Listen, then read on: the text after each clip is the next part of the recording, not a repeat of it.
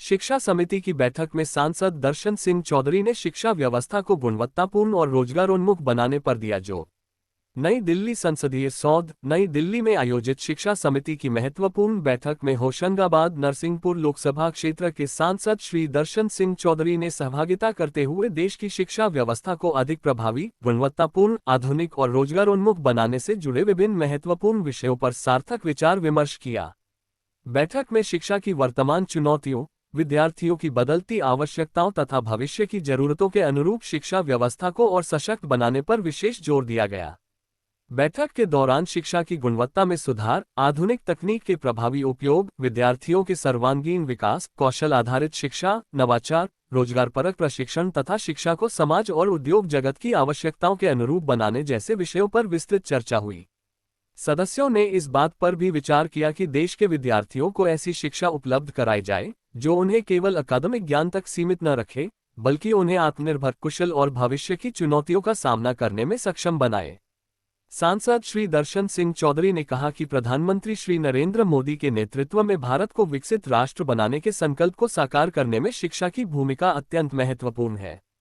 देश की युवा शक्ति भारत की सबसे बड़ी ताकत है और इस युवा शक्ति को गुणवत्तापूर्ण, आधुनिक, संस्कारयुक्त तथा कौशल आधारित शिक्षा के माध्यम से सशक्त बनाना समय की सबसे बड़ी आवश्यकता है।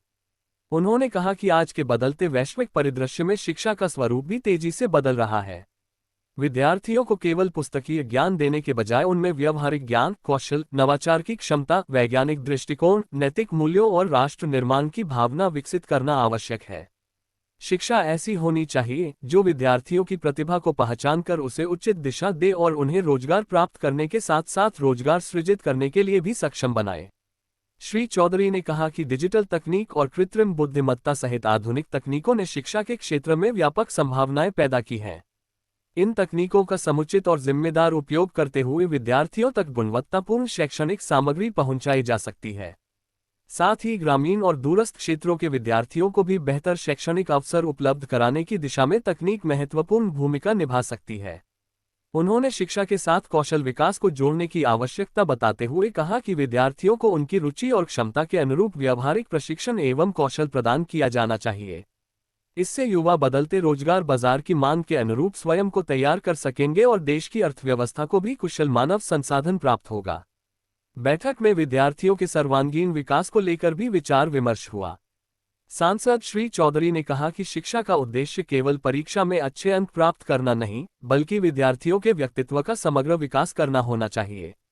उनमें नेतृत्व क्षमता, अनुशासन, रचनात्मकता, सामाजिक जिम्मेदारी, वैज्ञानिक सोच और राष्ट्र के प्रति सकारात्मक दृष्टिकोण विकसित करना आवश्यक है। उन्होंने कहा कि शिक्षा व्यवस्था में भारतीय संस्कृति, नैतिक मूल्यों और संस्कारों के साथ आधुनिक ज्ञान एवं तकनीकी दक्षता का संतुलित समावेश होना चाहिए।